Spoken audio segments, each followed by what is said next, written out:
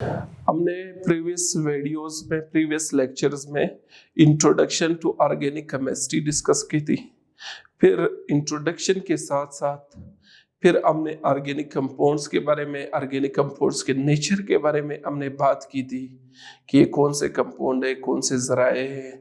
और इस फैमिली के फिर जो पहला मेंबर है मीथेन के बारे में हमने पढ़ा था।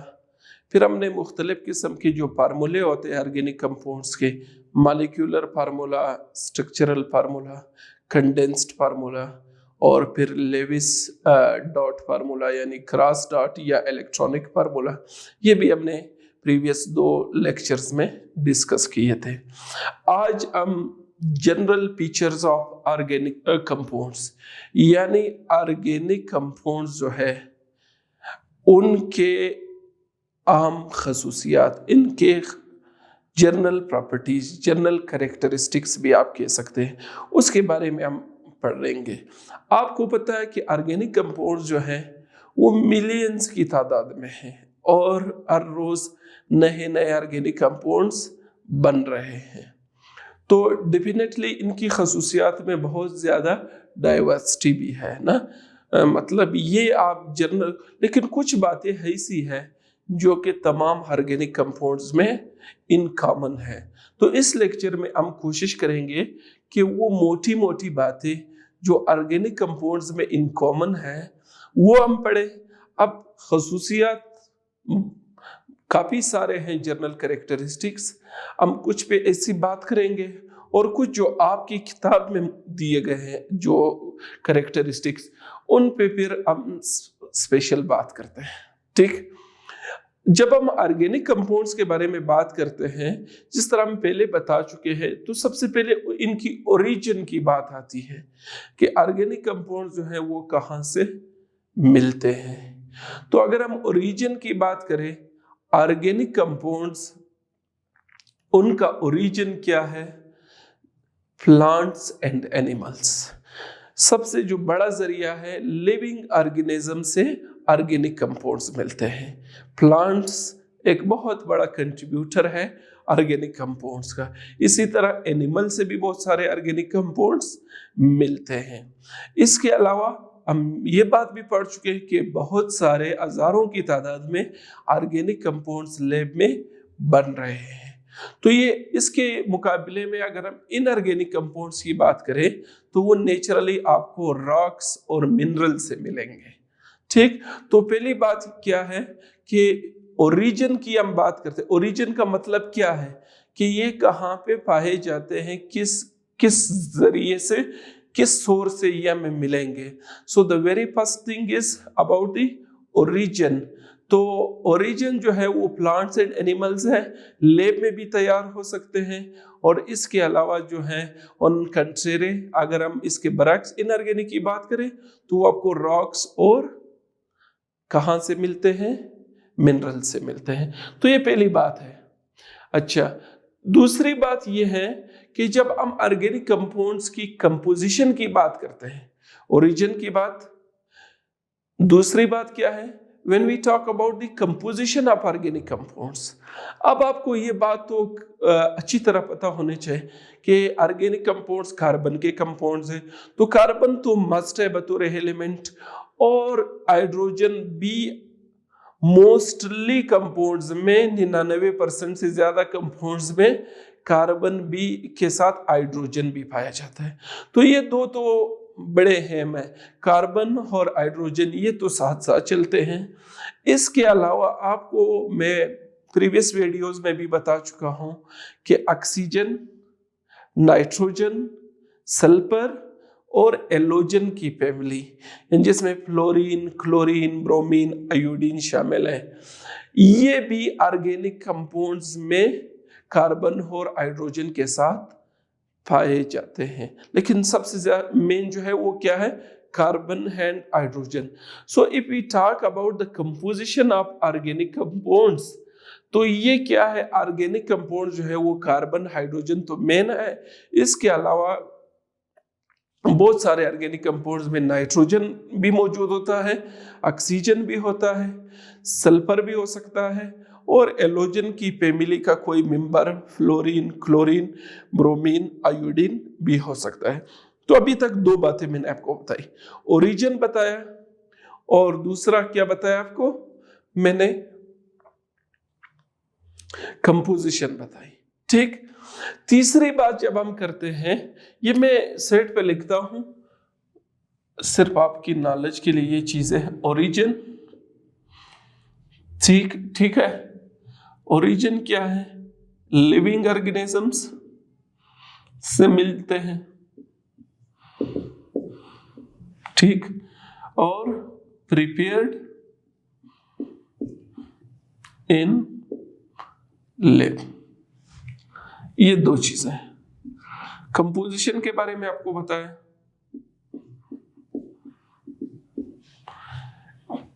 ठीक, कंपोजिशन में आपको बताया कि कार्बन इज एसेंशियल, हाइड्रोजन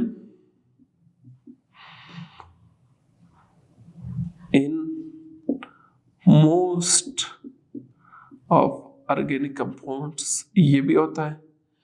इसके अलावा नाइट्रोजन, ऑक्सीजन, सल्फर, एलोजेंस,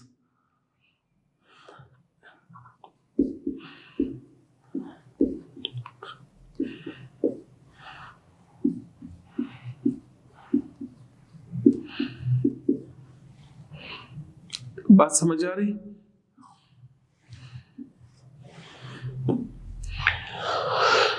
ये दो बातें, ओरिजिन और कंपोजिशन की, ये दो बातें इन पे मैं बात कर चुका हूं। ठीक, आपको समझ आए कि कहां से मिलते हैं, कैसे मिलते हैं और किन चीजों से ये बने होते हैं। तीसरी बात ये है कि इनमें लिंकेज, बॉन्डिंग की जब हम बात करते हैं,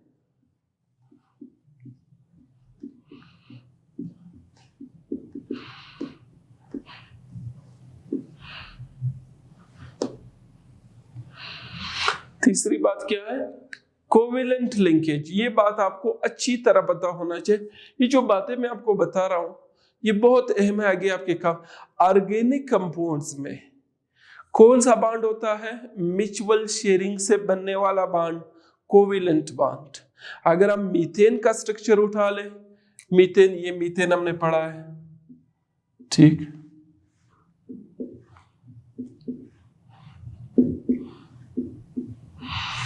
ये मीथेन का स्ट्रक्चरल फार्मूला है। अगर मैं इसका लेविस डॉट फार्मूला यानी क्रॉस डॉट वाला फार्मूला या इलेक्ट्रॉनिक फार्मूला लिखूं तो आपको पता है कार्बन की वैलेंसी, मैंने आपको ये बात आपको ज़हन में होनी चाहिए जब भी हम लेक्चर ऑर्गेनिक केमिस्ट्री का पढ़ते हैं तो कुछ बातें आपकी ज़हन में होनी चाहिए कि कार्बन की वैलेंसी क्या है, 4 है, 4 बॉन्ड बनाता है। इसके वैलेंस शेल में अनपेयर्ड इलेक्ट्रॉनों की तादाद 4 है, जो जिनके जोड़े नहीं बने 4 है। तो इन चारों को पेयर्ड करने के लिए ये क्या करेगा, 4 बॉन्ड बनाएगा। ठीक, तो कार्बन की वैलेंसी क्या है, 4 है। ठीक, सो ये कार्बन है,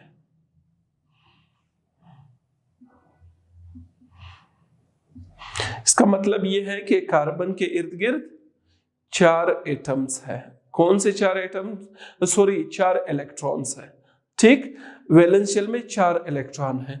अब मीथेन में क्या होता है, एक हाइड्रोजन इस तरफ से आता है, ये हाइड्रोजन का मैं डॉट से शो, एक इस तरफ से आता है, एक इस तरफ से आता है और एक इस तरफ से आता है।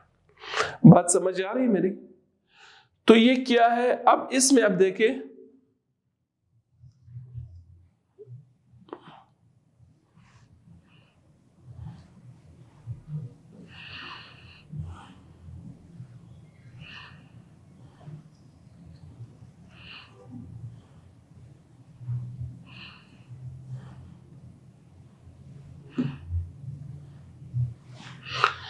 अब देखो ये कार्बन और हाइड्रोजन के दरमियान क्या म्यूचुअल शेयरिंग हुई है, एक जोड़ा इलेक्ट्रॉनों का शेयर हुआ है तो ये बॉन्ड बना है।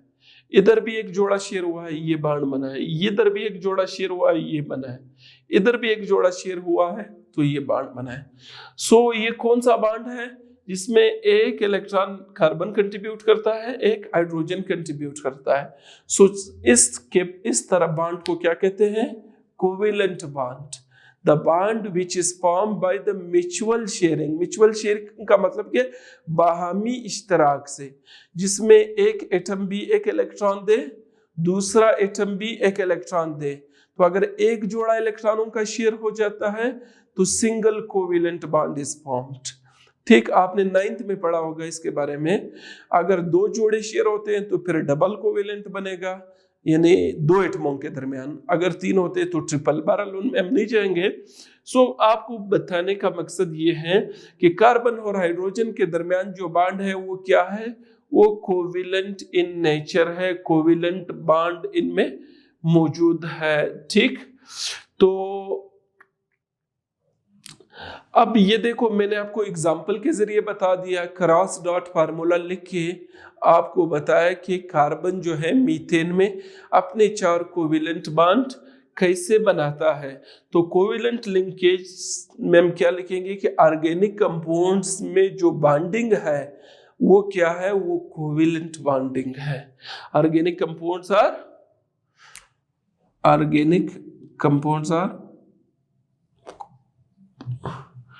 covalently bonded, यानी इनमें जो बॉन्डिंग है वो कौन सा है?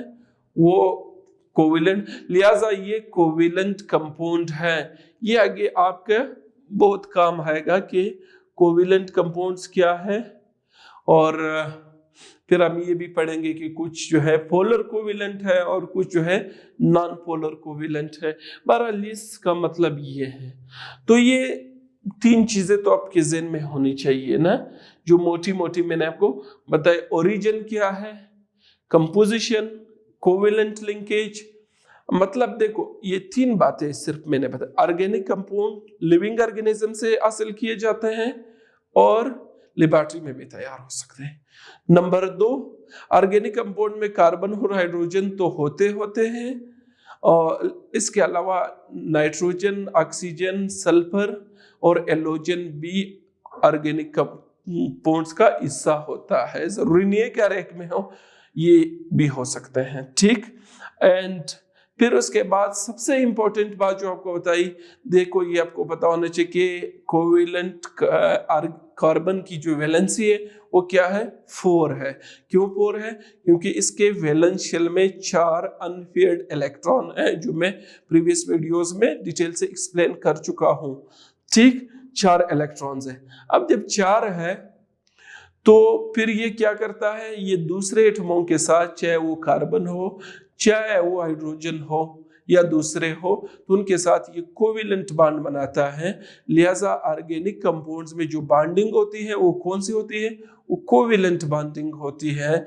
ठीक, तो ये एक और बात आपकी नॉलेज में आ गया कि ऑर्गेनिक कंपाउंड्स में जो बॉन्ड्स है वो सारे क्या है? कोवेलेंट बॉन्ड्स हैं। लिहाजा इनको हम कोवेलेंट कंपाउंड ही कहेंगे। जब हम आगे इनकी खसूसियात की बात करते हैं तो हम कहते हैं कि ऑर्गेनिक कंपाउंड जो है वो कोवेलेंट इन नेचर है। ठीक, और कोवेलेंट कंपाउंड्स के डिस्टिंक्ट मॉलिक्यूल्स होते हैं। अब इसके मुकाबले में जो इनऑर्गेनिक कंपाउंड्स हैं, फॉर एग्जांपल सोडियम क्लोराइड, वो क्या है? वो आयनिक कंपाउंड है। ठीक, उसमें क्या होता है? आयनिक बॉन्ड होता है। अच्छा, अब हम बात करते हैं आगे किस चीज पे बात करते हैं? सोलेबिलिटी। सोलेबिलिटी क्या है? उर्दू में इसको कहते हैं अल-पजीरी। क्या? अल-पजीरी। यानी कोई, ये आपकी किताब में जो बलूचिस्तान टेक्स्ट बुक बोर्ड है उसमें जो जर्नल फीचर्स दिए हैं ऑर्गेनिक कंपाउंड्स के, उसमें जो पहला है उन्होंने लिखा है सोलेबिलिटी से स्टार्ट की है। लेकिन ये जो बातें मैंने आपको बताई और कुछ आगे और भी मैं आपके साथ शेयर करता हूं, जब तक आपको ये क्लियर ना हो आपको आगे ऑर्गेनिक केमिस्ट्री समझनी आएगी। बेशक आपके इम्तिहान में आप वही किताब वाली बातें ही लिखे, वो मैं हाईलाइट करता हूँ कि आपकी किताब में क्या है और ये आपकी प्रियर नॉलेज होना जरूरी है। ये भी जनरल कैरेक्टरिस्टिक्स है जो मैं बता रहा हूँ, ठीक। तो कुछ चीजें जो है वो अगर मैं साथ मैं कोशिश करता हूँ जहाँ पर मिसिंग हो या जहाँ पर आपकी पीरियर नॉलेज बिल्ड करना ज़रूरी हो, तो वो भी मैं किताब से हटकर आपके साथ शेयर करता हूँ। तो ओरिजिन हमें पता है ऑर्गेनिक कंपाउंड्स का अब तक, हमें ये पता है कि ये किन एलिमेंट से बनते हैं, हमें ये पता है कि इनमें कोवेलेंट बॉन्डिंग है। अब नेक्स्ट जो प्रॉपर्टी हम पढ़ेंगे वो क्या है, सोलेबिलिटी। सोलेबिलिटी आपकी किताब में पहली जो जर्नल पिक्चर्स में दी है कि आम खसूसियात ऑर्गेनिक कंपाउंड्स के कौन से हैं जो सब में कम, तो उसमें सोलेबिलिटी। सोलेबिलिटी का मतलब है अल्पजीरी। अल्पजीरी का क्या मतलब है कि कोई चीज, कोई भी कंपाउंड हो, यहाँ पर हम ऑर्गेनिक कंपाउंड्स की बात करते हैं, वो किस सॉल्वेंट में हल होता है, ठीक। आमतौर पे अब तक हमारा जो कि हम पढ़ के आ रहे हैं, हम चीजों को पानी में चेक करते हैं, पानी में हल होता है, पानी बतौर सॉल्वेंट किरदार अदा करता है, ठीक। लेकिन बात यह है कि केमिस्ट्री के लैब में जब आप वंस इंटर हो जाते हैं तो वहाँ पर वाटर टी का एक यूनिवर्सल सॉल्वेंट है, बहुत सारी चीजें इसमें हल होती है। लेकिन बात यह है कि there are a large number of solvents, बहुत सारे सॉल्वेंट्स हैं जिनमें आप चीज़ों को हल करते हैं। तो उसमें फिर सॉल्वेंट की नेचर डिफरेंट है, खासकर जो हमारे साथ ऑर्गेनिक सॉल्वेंट्स हैं जिसमें ये अल्कोहल की फैमिली है, ये बतौर सॉल्वेंट किरदार अदा करती हैं, ठीक। इसी तरह दूसरे बेंजीन है, तीसरे चौथे ये हमारे साथ है। अब बात यह है कि क्या ऑर्गेनिक कंपाउंड्स किन सॉल्वेंट्स में अल्पजीर है। आपको एक चीज का पता होना चाहिए, आपने क्लास 9th में पढ़ा है, मैं थोड़ा सा आपके लिए फिर एक्सप्लेन करता हूं ताकि आपको समझ आ जाए कि भाई कोवेलेंट बॉन्ड आपको मैंने अभी बताया कि मीथेन में म्यूचुअल शेयरिंग से क्या होती है, वो बॉन्ड बनता है। दो एटमों के दरमियान इलेक्ट्रॉनों के बाहमी इश्तराक से बॉन्ड बनते हैं और उन बॉन्ड को हम क्या कहते हैं, कोवेलेंट बॉन्ड। कोवेलेंट बॉन्ड के दो अकसाम है, एक है पोलर कोवेलेंट बॉन्ड और दूसरा है नॉन पोलर कोवेलेंट बॉन्ड। अब पोलर कौन सा है, नॉन पोलर कौन सा है, मेरे ख्याल में थोड़ा सा ये चीज आपको पता होना चाहिए, फिर हम जाएंगे सोलेबिलिटी पे मजीद बात करते हैं, ठीक। अब लेट अस कंसीडर, ये हमारे साथ क्या है, H2 हाइड्रोजन मॉलिक्यूल है। ये आपको पता है कि ये दो एटमों से मिलकर बना हुआ है, दो हाइड्रोजन के एटम है, और दो हाइड्रोजन के एटम अगर हम इसकी इलेक्ट्रॉनिक स्ट्रक्चर बनाए, ये इस तरह क्रॉस डॉट में अगर आप लिखना चाहें तो ये इस तरह, एक का मैं डॉट से शो करता हूं, एक का मैं क्रॉस से शो करता हूं। अब आप खुद बताएंगे कि ये कौन सा बॉन्ड है इनके दरमियान, एक जोड़ा इलेक्ट्रॉनों का शेयर हुआ तो म्यूचुअल शेयरिंग से ये बॉन्ड बन गया, लिहाजा ये जो है हमारे साथ क्या है, कोवेलेंट बॉन्ड बन गया, ठीक। अब ये दो इलेक्ट्रॉन इनके दरमियान इस बॉन्ड की सूरत में हमने दिखाए हैं, एक हाइड्रोजन भी उसको खींचने की कोशिश करता है, दूसरा भी खींचने की कोशिश करता है, but the electron will reside in the middle, electron density दरमियान में ही रहेगी, क्योंकि दोनों की खींचने की जो कुव्वत है इलेक्ट्रॉनों को अपनी तरफ, वो एक जैसी है। ऐसे बॉन्ड को नॉन पोलर कोवेलेंट बॉन्ड कहते हैं। आपने एक और टर्म पढ़ी है चैप्टर नंबर 3 में, आई थिंक क्लास 9th में, इलेक्ट्रोनेगेटिविटी। इलेक्ट्रोनेगेटिविटी क्या है, जब कोई कोवेलेंट बॉन्ड बनता है उसमें क्या होता है, मुश्तरका इलेक्ट्रॉनिक जोड़े को एटम अपनी तरफ खींचने की कोशिश करता है। वो जो एबिलिटी होती है किसी एटम का इलेक्ट्रॉन्स को अपनी तरफ खींचने की, उसको क्या कहते हैं, electronegativity. The power of the atom of an element to attract the shared pair of electron toward itself is called electronegativity। ठीक, ये आप 9th की किताब में से भी ये टर्म रिकॉल कर सकते हैं। मैं शॉर्ट लिखता हूं चलो लिखता हूं इलेक्ट्रो, ये आप चेक करें पीछे, नेगेटिविटी, इलेक्ट्रोनेगेटिविटी EN हम शॉर्ट लिखेंगे नेक्स्ट टाइम। तो ये EN क्या है? ये पावर है किसी एटम का। कब वो दिखाता है? जब वो कोई कोवेलेंट बॉन्ड किसी के साथ बनाता है तो फिर वो इलेक्ट्रॉनों को अपनी तरफ खींचने की कोशिश करता है। जब वो इलेक्ट्रॉनों को अपनी तरफ खींचने की में कामयाब हो जाता है, अब इस केस में क्या है, जितनी इसकी इलेक्ट्रोनेगेटिविटी है उतनी इसकी इलेक्ट्रोनेगेटिविटी है, तो इलेक्ट्रॉन जो है वो दरमियान में ही रहेंगे। Such kind of covalent bond की इस किस्म को क्या कहते हैं? Non polar covalent bond. क्या? नॉन पोलर कोवेलेंट बॉन्ड, ये पहली किस्म है।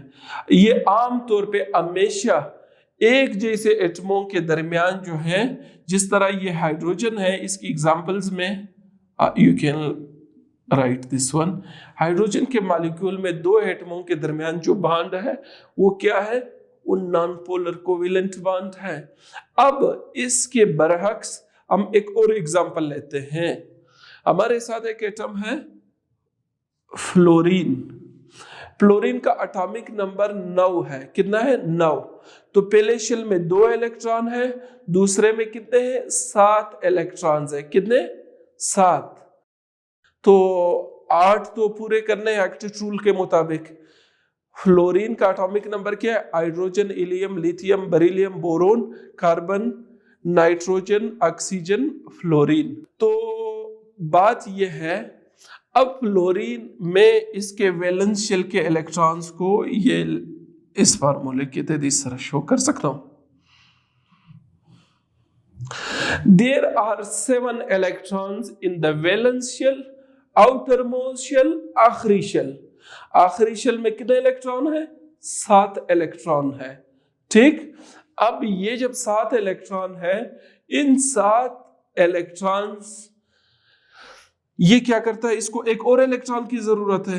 तो हाइड्रोजन आपको पता है, हाइड्रोजन का एटॉमिक नंबर 1 है, एक इलेक्ट्रॉन उसके साथ है, उसको मैं क्रॉस से यहां पर शो करता हूं। ठीक, अब क्या होगी? अब फ्लोरीन के इर्द गिर्द 8 इलेक्ट्रॉन पूरे हो गए, और हाइड्रोजन जो है वो डबलेट रूल वाला है, उसके वैलेंस शेल में भी 2 इलेक्ट्रॉन पूरे हो गए।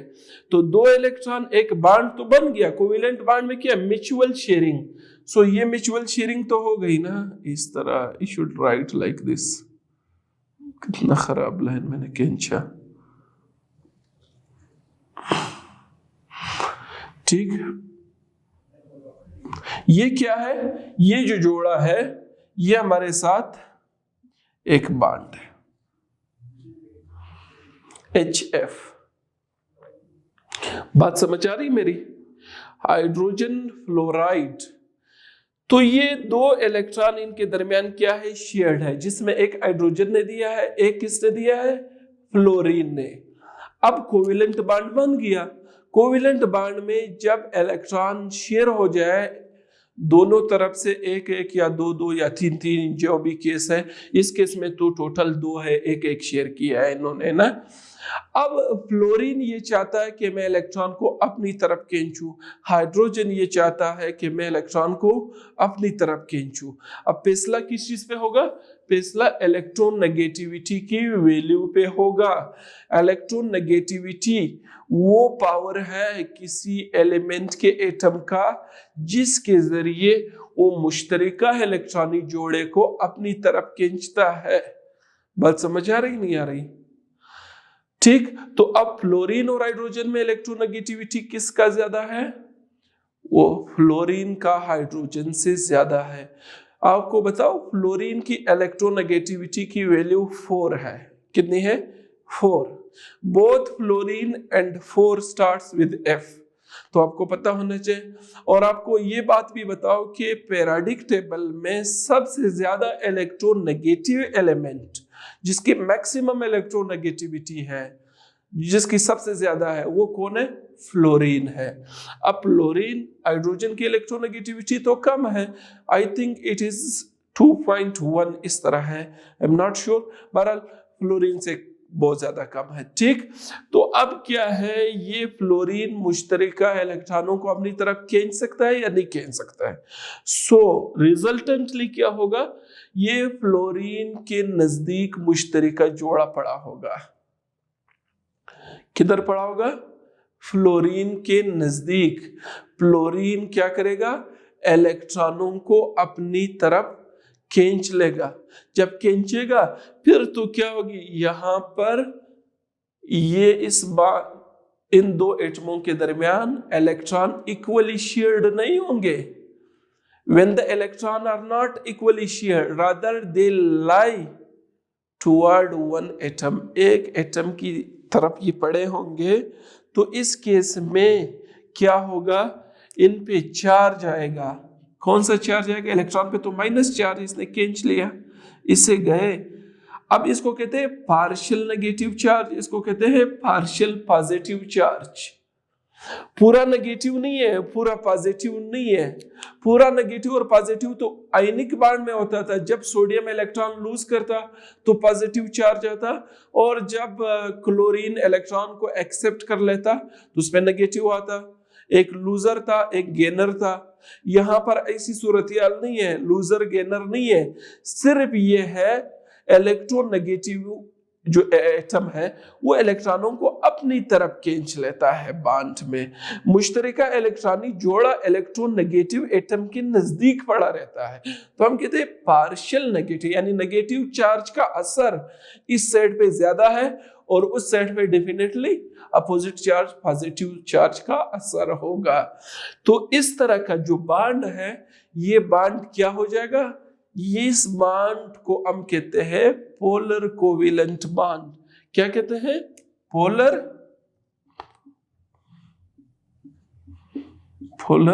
Covalent bond. अच्छा, पोलर कोवेलेंट बांड की एग्जांपल आपके सामने मैंने HF यानी हाइड्रोजन और फ्लोरीन का जो बांड है HF में, वो क्या है? पोलर कोवेलेंट बांड है, जिसमें मुश्तरका इलेक्ट्रॉन्स जो है वो क्या होंगे, वो एक एटम की तरह पड़े रहेंगे।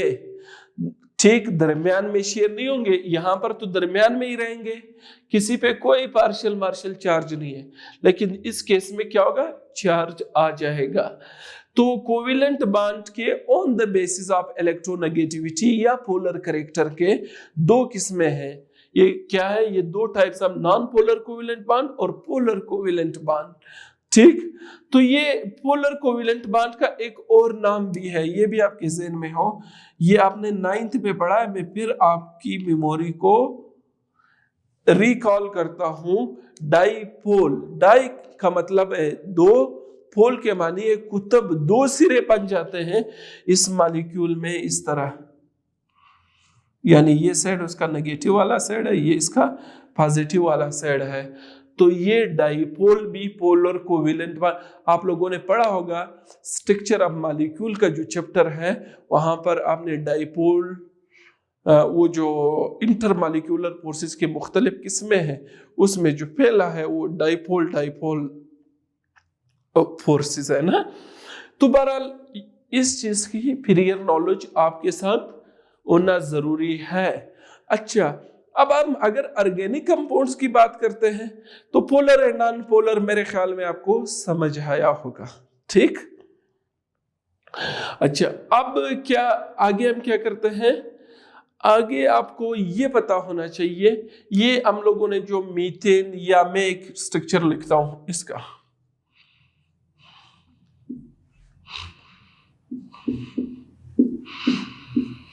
अच्छा, आपको एक अहम बात मैं आपको बताऊं, अब आपको कैसे पता चलेगा कि फलां की इलेक्ट्रोनेगेटिविटी ज्यादा है या कम है? क्या ये पोलर कोवेलेंट बांड है या नॉन पोलर कोवेलेंट बांड? जिस तरह मैंने ये कहा कि ये नॉन पोलर है और इधर ये कहा ये पोलर है, क्यों?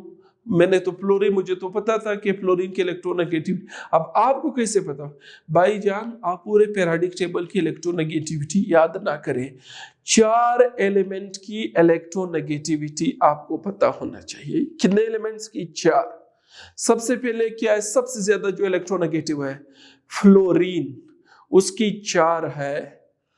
फिर ऑक्सीजन इलेक्ट्रोनेगेटिव एलिमेंट है, वो भी आपको पता होना चाहिए, 3 पॉइंट समथिंग इस तरह है।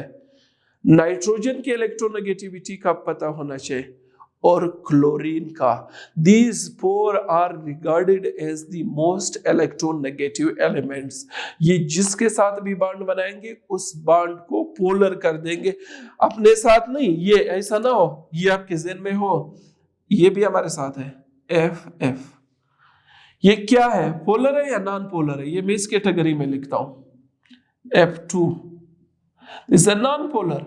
जितनी पावर से ये फ्लोरीन खींचता है उतनी पावर से वो फ्लोरीन खींचता है, ठीक। तो ये जो इलेक्ट्रोनेगेटिव एलिमेंट्स जो है, मोस्ट इलेक्ट्रोनेगेटिव, मैं इस तरह लिखता हूं, मोस्ट इलेक्ट्रोनेगेटिव एलिमेंट्स कौन कौन सा है? फ्लोरीन है, ऑक्सीजन है, नाइट्रोजन है, क्लोरीन है। ये 4 तो आप याद कर सकते हैं। वैसे पीरियोडिक टेबल में हर एलिमेंट्स की इलेक्ट्रोनेगेटिविटी हर एलिमेंट की लिखी गई है, उनकी जरूरत नहीं है, सिर्फ इन 4 का पता होना चाहिए कि ये मोस्ट इलेक्ट्रोनेगेटिव एलिमेंट है। ये जिसके साथ भी बॉन्ड बनाएंगे वो बॉन्ड पोलर होगा, अपने साथ नहीं। नाइट्रोजन नाइट्रोजन का बॉन्ड नॉन पोलर है, हाइड्रोजन हाइड्रोजन का नॉन पोलर है, फ्लोरीन फ्लोरीन का नॉन पोलर है, ऑक्सीजन ऑक्सीजन का नॉन। होमो एटम्स के दरमियान हमेशा नॉन पोलर बॉन्ड होता है, ठीक। तो ये अगर किसी में आ गए तो वो बॉन्ड क्या होता है? पोलर होता है।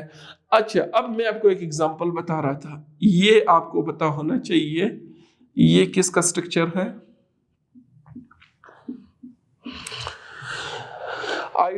ये ईथेन का स्ट्रक्चर है। किसका स्ट्रक्चर है? ईथेन का स्ट्रक्चर है।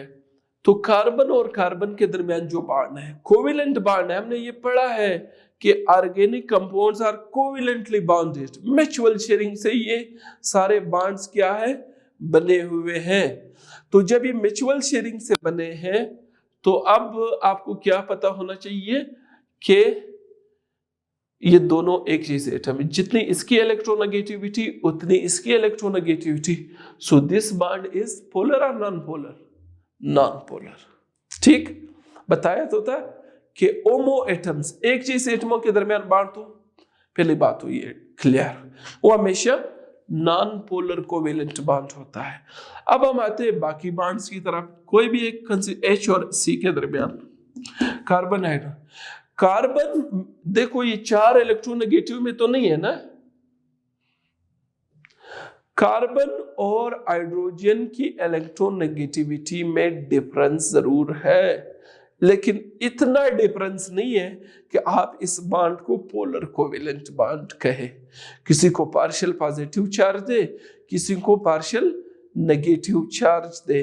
सो the bond between carbon and hydrogen, इन दोनों के दरमियान जो बॉन्ड है इसको भी आप नॉन पोलर ही समझ ले, क्योंकि कार्बन और हाइड्रोजन की मेरे ख्याल में एक ही 2.21 है, एक ही 2.5 है इस तरह। यानी I don't know the exact value, you can consult the periodic table, लेकिन ये है कि इन दोनों के दरमियान जो डिफरेंस है वो बहुत थोड़ा सा है, लिहाजा इनमें इलेक्ट्रॉन जो है वो दरमियान में ही तकरीबन पड़े रहते हैं, बॉन्ड पोलर नहीं होते।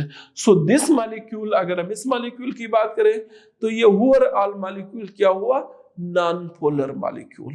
सेम अगर हम ये क्या है? ये ईथेन है, आपको बताया था ना, दूसरा मेंबर है। इस फैमिली का जो पहला मेंबर है जिसपे हम प्रीवियस वीडियो में भी डिटेल से बात कर चुके हैं, तो ये क्या है? This is again a non polar molecule. ये क्या है? नॉन पोलर मॉलिक्यूल है, क्योंकि कार्बन हाइड्रोजन के बॉन्ड में इलेक्ट्रोनेगेटिविटी का डिफरेंस जो है वो बहुत कम है, लिहाजा this is again a non polar covalent bond. ठीक, अच्छा, तो ये अब अगर मैं आपको ये भी इस तरह कंपाउंड भी, ये मीथेन है,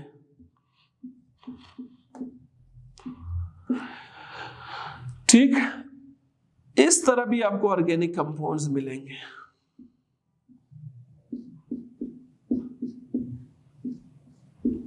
कार्बन हाइड्रोजन बॉन्ड आपको पता होना चाहिए कि it is almost non polar covalent. Non polar, non polar, non polar, इसके बारे में क्या ख्याल है? क्लोरीन और कार्बन का जो बॉन्ड है, आपको पता है 4 एलिमेंट्स जो मोस्ट इलेक्ट्रोनेगेटिव एलिमेंट है, ये जिसके साथ भी बॉन्ड बनाते हैं, बॉन्ड को क्या करते हैं? पोलर बनाते हैं। ठीक, because of what? Because of the attachment of one electronegative element. अब यहां पर क्या है? Chlorine is an electronegative element. ये कार्बन और क्लोरीन के दरमियान जो इलेक्ट्रॉन है ये इस अपनी तरफ खींचेगा, इसके ऊपर पार्शियल नेगेटिव चार्ज आएगा और इसके ऊपर क्या आएगा? पार्शियल पॉजिटिव चार्ज आएगा। रिजल्टेंटली ये क्या हो जाएगा? ये बॉन्ड पोलर हो जाएगा। तो हम इस मॉलिक्यूल को कह सकते हैं कि this is a polar molecule, क्योंकि इसमें एंड्स बन गए, कार्बन पे पॉजिटिव चार्ज और हाइड्रोजन पे क्या आ गया? Negative charge. That is why this molecule is a polar molecule. अब यहां तक मेरी बात आपको क्लियर है? एक और एग्जांपल आपको पोलर का देता हूं ताकि आगे सोलेबिलिटी आपको समझ आ जाए। If we take the example, this example, ये क्या है? वाटर मॉलिक्यूल है, H2O है ना, ऑक्सीजन के साथ 2 हाइड्रोजन एटम, कौन सा बॉन्ड है? कोवेलेंट। इसको मजीद समझने के लिए ऑक्सीजन का एटॉमिक नंबर 8 है, 8 इलेक्ट्रॉन है। पहले शेल में 2, दूसरे में 6, दूसरे में कितने? 6, ये मैं 6 लिखता हूं।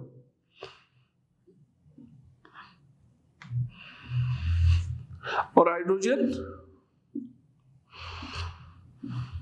यहां से आता है, ये क्रॉस वाला जो हाइड्रोजन का 1 इलेक्ट्रॉन है, ये इसका। अब इस ऑक्सीजन की क्या स्टेटस है? ये ऑक्सीजन है, ये दायरा नहीं है ना, इस तरह बॉन्ड बन जाता है। ठीक, अब आपको पता होना चाहिए कि हाइड्रोजन और ऑक्सीजन का ये जो बॉन्ड है, क्या ये पोलर है या नॉन पोलर है? इन 4 में से तो ताल्लुक रखता है मोस्ट इलेक्ट्रोनेगेटिव। हाइड्रोजन की इलेक्ट्रोनेगेटिविटी से ऑक्सीजन की इलेक्ट्रोनेगेटिविटी क्या है? ज्यादा है। So this bond is polar covalent bond. तो ये भी पोलर कोवेलेंट बॉन्ड है। तो अब ये ऑक्सीजन पर क्या आएगा? पार्शियल नेगेटिव, और हाइड्रोजन पे पार्शियल पॉजिटिव। ये जो मॉलिक्यूल है ये क्या हुआ? Water is a polar molecule. दिल पे लिखो ये बात, वाटर क्या है? एक पोलर मॉलिक्यूल है। क्यों? इसमें ऑक्सीजन इलेक्ट्रोनेगेटिव एलिमेंट है, दोनों हाइड्रोजन से इलेक्ट्रॉन को अपनी तरफ खींचता है, लिहाजा ये क्या हो जाता है? ये बॉन्ड क्या बन जाती है? ये दोनों बॉन्ड्स पोलर है, लिहाजा वाटर का मॉलिक्यूल क्या हुआ? Water is regarded as polar molecule. ठीक, तो पोलर मॉलिक्यूल वाटर बन गई है ना।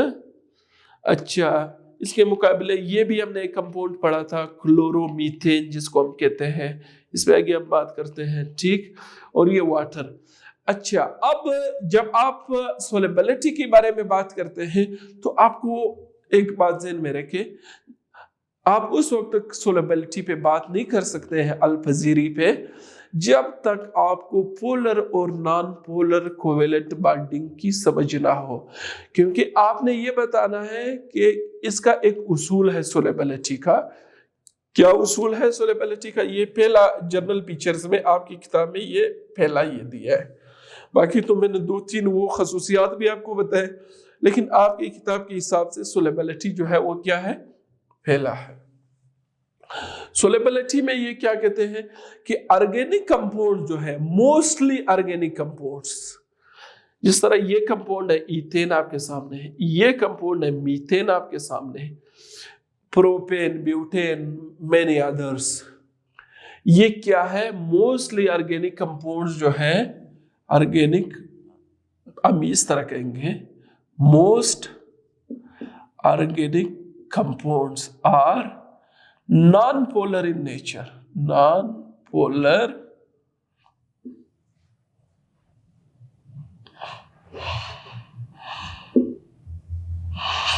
इन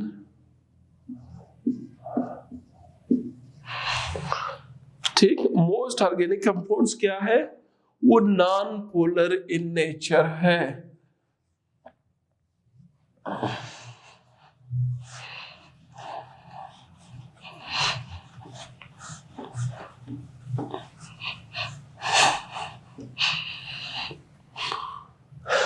ठीक है, मोस्ट ऑर्गेनिक कंपाउंड्स क्या है, नॉन पोलर इन नेचर है। तो फिर क्या होगा, फिर ये किस चीज में हल हो जाएंगे, हम तो सोलेबिलिटी पढ़ रहे हैं, वो हल किस चीज में होंगे, तो मसला तो है।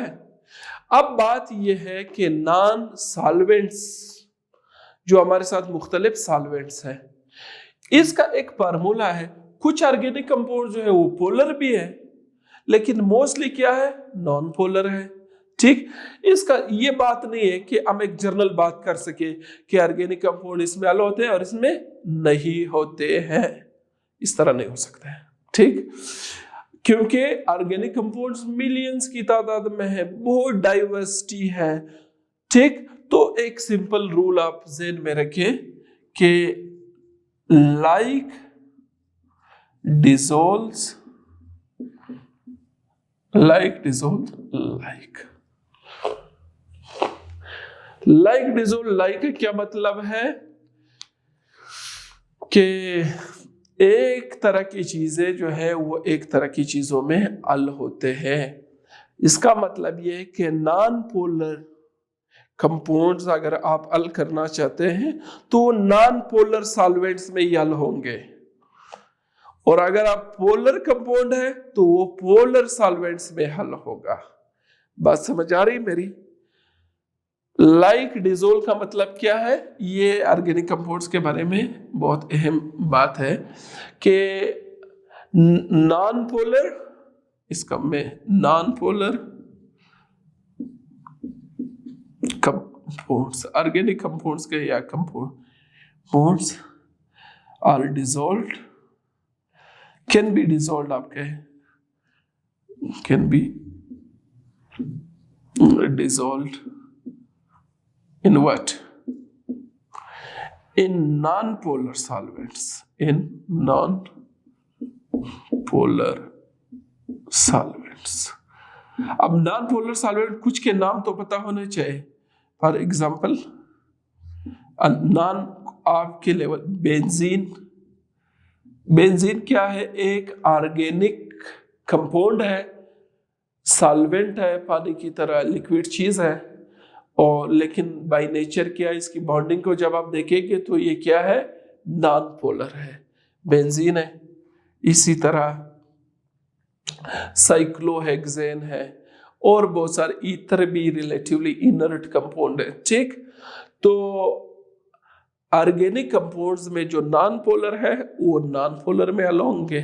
ठीक, और पोलर जो है, पोलर, ये पोलर, अब आयनिक कंपाउंड तो फुल पोलर है, उसमें तो प्लस माइनस चार्ज है, तो पोलर जो है वो किस में हल होंगे, पोलर कंपाउंड्स, पोलर सॉल्वेंट्स में। पोलर सॉल्वेंट का एक एग्जांपल आप बता सकते हैं? वाटर मशहूर एग्जांपल है। वाटर क्या है, एक पोलर सॉल्वेंट है। अच्छा, आपने देखा है आप पेट्रोल और पानी को मिक्स कर दें, मिक्स होते हैं? नहीं होते हैं। क्यों नहीं होते हैं? मसला क्या है, वाटर एक पोलर सॉल्वेंट है और पेट्रोल बाय नेचर क्या है, वो नॉन पोलर ऑर्गेनिक कंपाउंड है, तो ये एक दूसरे को देखते नहीं है। ठीक, ऐसा ही है ना सरफेस पे फ्लोट करता है। इसी तरह अगर आपने हाथ पे वासलिन वगैरह लगाया हो तो या क्रीम लगाई हो, फिर पानी आप हाथ पे डालते हैं तो क्या है, पानी कैसे ड्रॉप्स ही बन जाते हैं, दाने दाने बन जाते हैं, वो एक दूसरे के साथ इंटरेक्शन नहीं करते हैं। क्यों? वाटर नॉन पोलर है और जो आपने ऑर्गेनिक कंपाउंड हाथ पे वासलिन की सूरत में लगाया है वो क्या है, नॉन पोलर है। तो सिंपल सी बात है, सोलेबिलिटी पे हमने बात की। सोलेबिलिटी क्या है? वो हमारे साथ अलपजीरी को कहते हैं कि कौन सा चीज किस चीज में अल होता है। सो मोस्टली ऑर्गेनिक कंपाउंड जो है वो नॉन पोलर है। तो नॉन पोलर सॉल्वेंट्स बेंजीन है, साइक्लोहेक्सेन है, केमिस्ट्री के लिए में अल्कोहल की फैमिली है, बहुत ज्यादा पोलर वो नहीं है ना, and so many others, ethers वगैरह है जिसमें क्या होता है, फिर ये नॉन पोलर कंपाउंड्स अल होंगे। तो अब तक हमने ये बातें, तो जर्नल फीचर्स पे हम एक और वीडियो भी करेंगे, फिर आपको पूरी बात समझ आएगी। और आखिर में फिर मैं आपको बताऊंगा कि इम्तिहान में अगर ये सवाल आ गया तो आपने कैसे कैसे मुख्तसर इसको लिखना है। तो फिलहाल इतना ही जर्नल फीचर्स पे जो ये हमारा लेक्चर था, ये क्या था, इसको मैं इधर लिखता हूँ आपकी नॉलेज के लिए। ये पार्ट 1। इसी टॉपिक को हम कंटिन्यू करेंगे क्योंकि अभी तक हमने कुछ चीजें पढ़े, ओरिजिन, कंपोजिशन, कोवेलेंट लिंकेज, फिर आपको पोलर और नॉन पोलर मैंने दरम्यान में बताई जिससे बात लंबी हो गई, और फिर आपको मैंने सोलेबिलिटी पढ़ाई।